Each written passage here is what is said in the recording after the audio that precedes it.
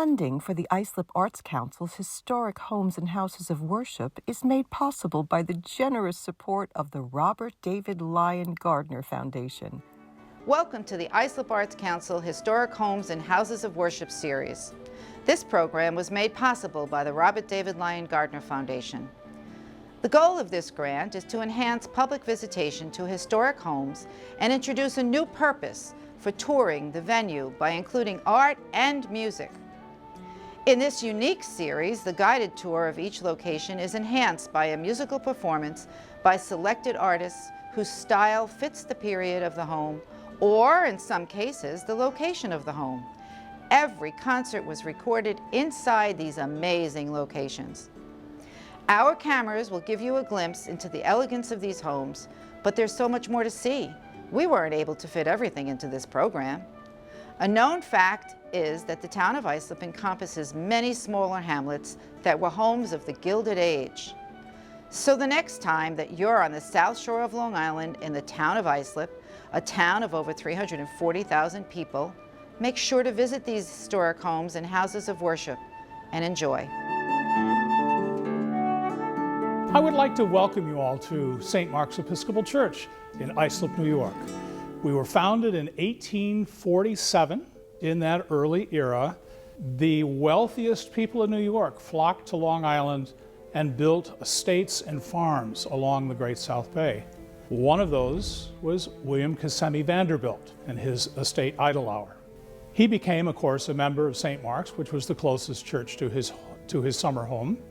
And because the Vanderbilts were here, more wealthy folks from Manhattan came out and built estates along the South Shore. Not only did we have the Vanderbilts here, but we also had the Cuttings. And of course, their house is still there. It's now owned by the state. They had a wonderful arboretum that is still a great attraction. Along the way, William Vanderbilt wrote a little postcard, which we still have in our historic archives. And all it says is simply, St. Mark's needs a new church. I'll pay for it.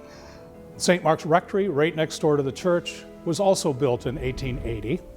Both were designed by Vanderbilt's favorite architect, Richard Morris Hunt, who was the most famous architect in the United States at that time. He designed the facade of the Metropolitan Museum of Art, the base of the Statue of Liberty, Breakers, Biltmore, Marble House. His work looks like European villas being dropped into America, which is exactly what the wealthy in America wanted. They wanted to be seen as aristocracy. Kissimmee Vanderbilt, he immediately called his friend Louis Comfort Tiffany and said, I want you to do the stained glass for the church. Tiffany had never done church windows before, so this became his first ecclesiastical glass. We have several of his original 1880 glass as well as later glass that is just extraordinary. Everything in the building has a touch of Norwegian. There's gargoyles on the roof. There's multi-roof planes. They've done wonderful scalloping on all the woodwork so it catches light and it doesn't look heavy, it looks very light. It's also kind of interesting that most of the wood is very humble. It's cedar, it is yellow pine, and it's interesting because yellow pine was only found down south, and who owned all the shipping and freight from down south? William Vanderbilt. So the pine came up from down south on his trains or boats. The pulpit and the high altar are mahogany, and they're highly carved and quite beautiful. Where I'm standing is in the sanctuary, literally all original from 1880. St. Mark's, when it was dedicated on the 4th of July in 1880, the who's who of New York came to this church, the Astors, the Rockefellers, Augustus Belmont. In 1880, when this church was built, there was no running water. There were no bathrooms in the church. And in 1969, they put on the cloister walk so you could have a cover to get to the bathrooms in the other building. I love that story. But architecturally, it does a wonderful job of tying the buildings together because they're all of similar construction and look. 1989, December, there was an arsonist fire here at St. Mark's and it was devastating. The insurance adjusters figured that we lost about 50% of the building. The good news was there was a sprinkler system here. And that's what saved the pews and the floors and the sidewalls. The Tiffany window expert at the Metropolitan Museum of Art was having dinner with friends 3 blocks from the church. And he immediately found the chief and said, just let them curl up. What happens is the lead melts from the heat. Some glass will fall out, others will roll up like a scroll of paper. They can be taken apart and not break any of the glass. But if you try to unroll them, you'll shatter the glass. And because of that, it spared the stained glass. And for 2 weeks, parishioners came through and sifted the ash to find like 98% of all the original glass. And another serendipitous piece of this story was a local photographer just the month before had taken wonderful photographs of all of our windows. And those were the pictures used by the stained glass window repairers to rebuild all the windows. So after that fire, St. Mark's immediately said, we are going to rebuild. There was lots of thought, this is now a time we can expand the church and change it, maybe get some side aisles, make it wider. And they decided, no, we had to replicate what we had because it's so gorgeous. We'll just add more services if we need more space. So that's a very quick history of St. Mark's.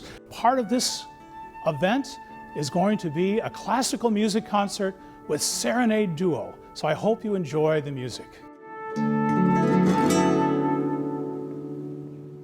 We are the Serenade duo. We have a program today titled Reflections of Latin America, and we are so thrilled to be here at St. Mark's Church. What a wonderful room, and we do hope you get a chance to see it. This unique program we put together during our pandemic lockdown, and it features all contemporary composers who have written for the flute and guitar. Our first piece is titled Dos Postales Porteñas, written by Massimo Diego Pujol.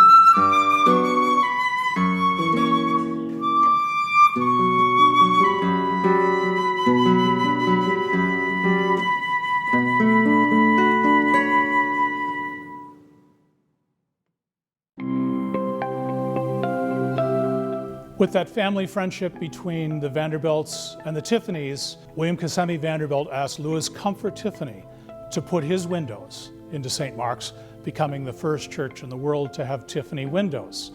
We still have several of those original 1880 windows.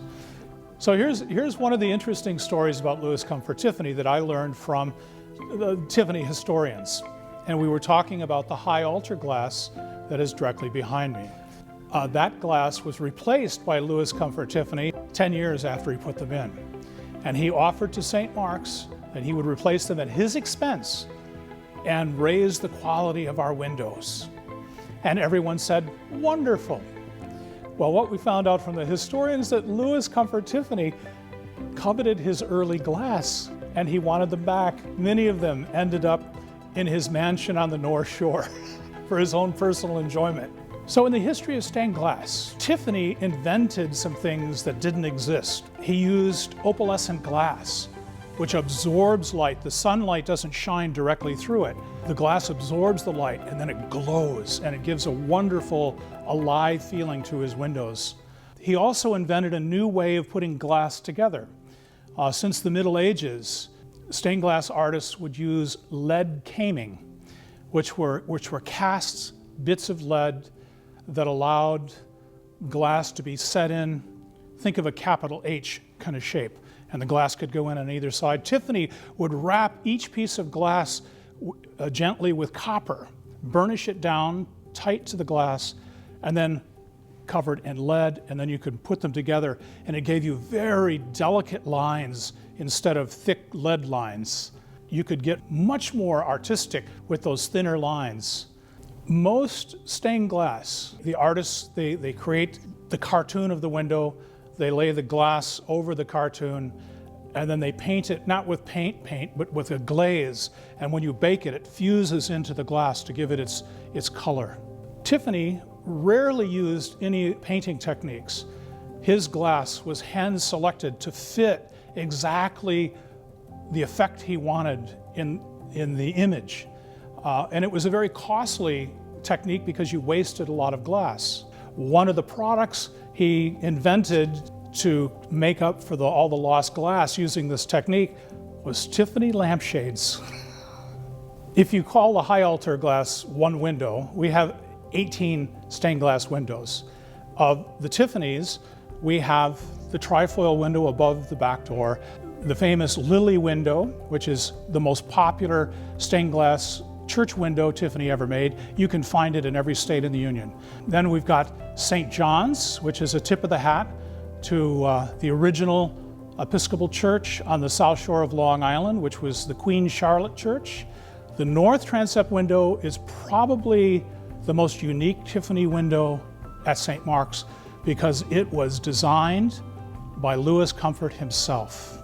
What we see on the left side of the window is an archangel on one knee with a dove in his hand, handing it to Jesus. Jesus is sitting down, he's got the book of life, he's got a pin in his hand, he's got a laurel wreath and a crown. He's won the victory, he was raised from the dead. And its opposite on the south transept has three angels, and they've unrolled the book of life, and they have instruments, and they're singing of the blessed dead. So it's a pair, they go together. We have a soul going to Jesus, and we have the angels remembering those who are dead. The high altar windows are very special as well. They're really a centerpiece in any church. And in the middle we have, of course, St. Mark. Next to St. Mark is the lion.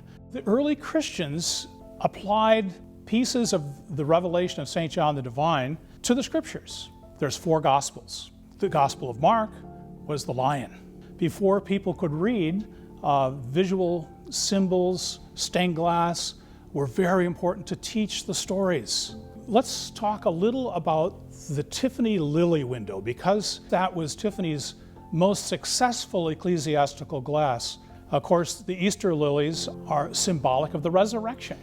And what's so special about the Tiffany lily window is the combination of colors with the irises at the bottom, those beautiful purples, but the fine detail, thousands and thousands of little tiny pieces of glass. wrapped in copper and soldered together to make a fine bit of artwork. So back to St. Mark's fire in our beautiful windows. Most of the windows in the church, the lead melted and the glass fell out. The north transept window, the one that was designed by Louis Comfort himself, the Tiffany Company took that window and restored it for us. And now we're going back to Serenade Duo for another wonderful tune. Our next piece is titled Suite No. 2 by Italian composer Roberto Di Marino.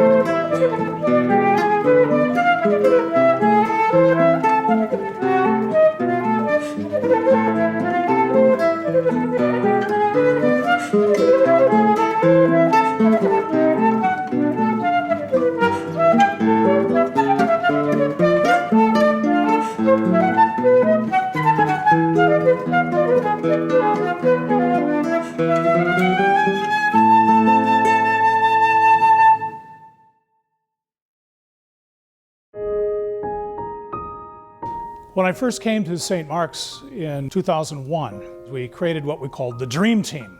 And we talked about what the future holds. What do we want to see? And what immediately came out of that first meeting was that St. Mark's had always dreamed of having a columbarium. At one point they thought about a cemetery back in the 20s, but the land behind us was swampy and no one wanted to get buried in the swamp. And the idea of putting the columbarium into a chapel took root. We took the most architecturally interesting feature of St. Mark's, which is the outside look of the apse. And we made it slightly different, but we wanted it to look like it had always been here. And it's a lovely space, about 1,600 square feet. It's acoustically brilliant. It was even designed by a local architect right here in Islip. So the chapel became the place where people come during the week for quiet time and prayer. And of course, they may have relatives in the columbarium, so they come to visit. I jokingly always call it the acoustically perfect All Souls Chapel. It's a very lively space. One of the things that happened early on when that chapel was done was our organist and choir director at the time was working with Arthur Haas at Stony Brook on her PhD. And she started a Baroque concert series. And we did 8 years of Baroque concerts in the chapel. It was a wonderful run. Serenade Duo was played in our chapel, but today they're playing right here inside the old St. Mark's. So now on to Serenade Duo. Our next work is titled Sweet Havana, composed by Eduardo Martin. Eduardo is one of the outstanding guitarists from Cuba. He is the professor at the Institute of Art there, and he has worldwide acclaim as one of the greatest instrumentalists in our field today. And as many composers, they are influenced by their heritage, by their family, by their travels. I actually had a wonderful quote that I had found that Eduardo Martin had said specifically about this beautiful work for flute and guitar that he wrote, Sweet Havana. And it is, "Guitar is my greatest passion, but I have other passions, my country and my family. In each of my themes, it is easy to notice the attachment to my roots. Even when I travel and I see something that I like, I say, of course, it looks like my homeland. I confess I am an eternal lover of Havana. I find it wonderful and irreplaceable. Inspired by it, I wrote Sweet Havana."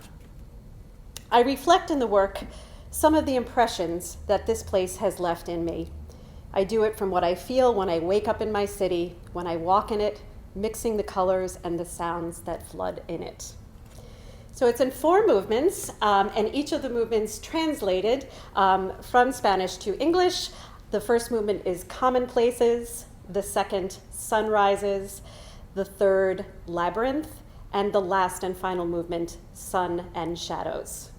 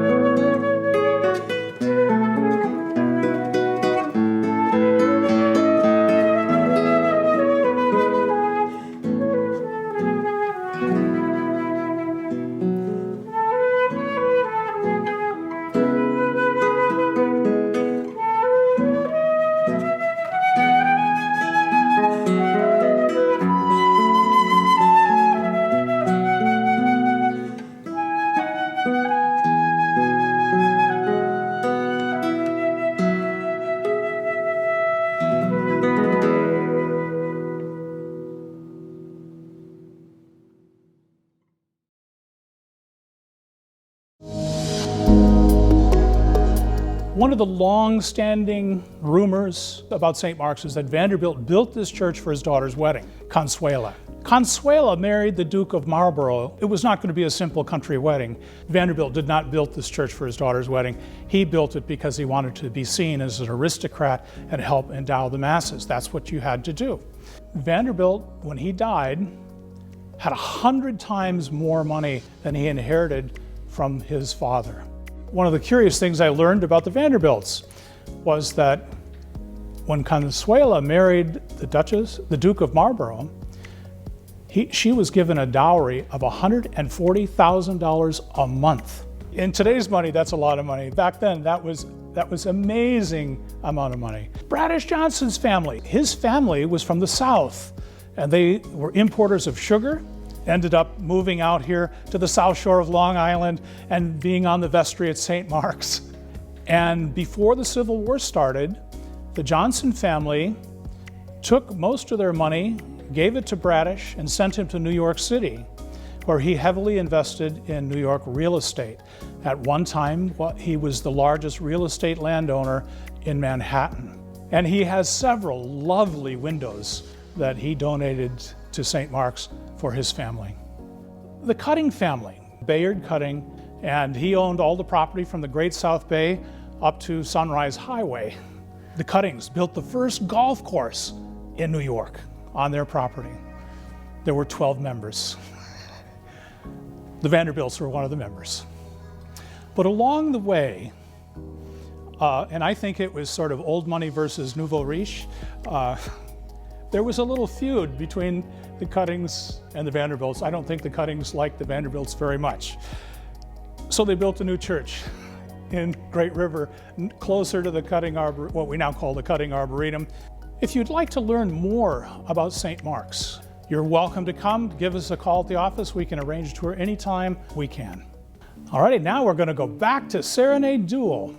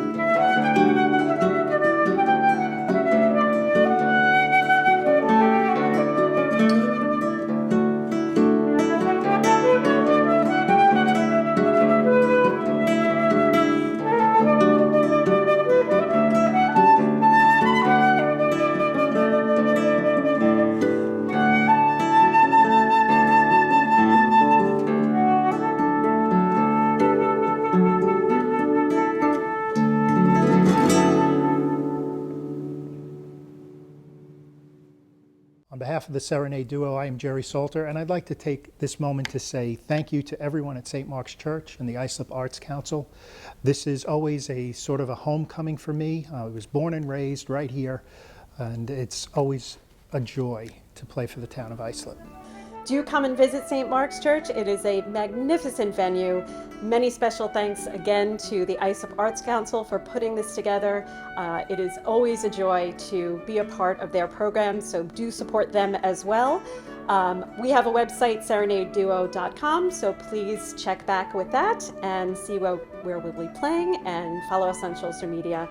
And again, thank you so much for taking the time to share some music and art today.